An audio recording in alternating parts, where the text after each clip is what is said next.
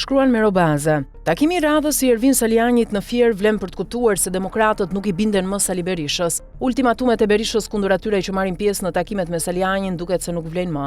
Nuk vlen as deklaratat se Saliani është i vetëpërjashtuar se ka shkelur vijën e kuqe, e cila nuk dihet se çfarë është. Salla e Fierit ishte plot me fytyra të reja të opozitës që kërkojnë bashkimin e saj, dhe bashkimi është e vetmja gjë që nuk bën dot Sali Berisha për opozitën. Kjo rënja e autoritetit Berishës te demokratët në bazë ka filluar të reflektojë pak nga pak edhe te deputetët e PD-s, por edhe te aktorë të tjerë politik të opozitës. Pas kundërshtimit të prerë të Berishës për të bojkotuar reformën territoriale, disa deputetë i rezistuan në mbledhjen e grupit parlamentar dhe e detyruan atë të bënte sikur nuk ishte bërë thirrje për bojkot. Jo se ai do të marrë pjesë në tryezë, por do të kërkojë një arsye të re për bojkotin, edhe jo atë mos pjesëmarrjen arrogante pas një sqarim. Kjo tregon se vetdia e disa deputetëve të PD-s për bojkotin e reformës territoriale në 2015 ka qenë shumë e fortë si një gabim i madh i PD-s që u kushtoi më pas vite të tëra në fushata elektorale, dhe Berisha u zbyth pa shumë lavdi nga vendimi i tij personal për bojkot. Tani mbetet presim se çfarë arsye të re do të shpik për ta bojkotuar atë.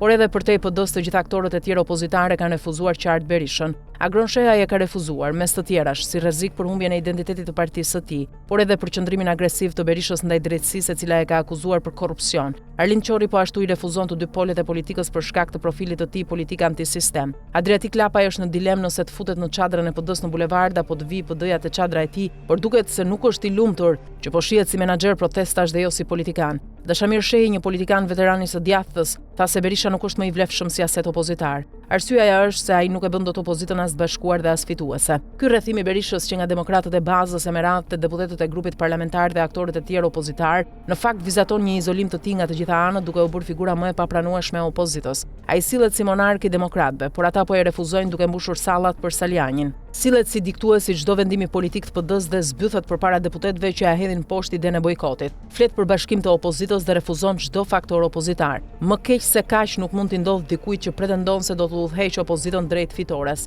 Ndaj duket edhe më realist propozimi i fundit i Salianit që kandidati për kryeministër të jetë ai që do t'ia dalë të bashkojë opozitën, të vetmen gjë që Berisha nuk e bën dot.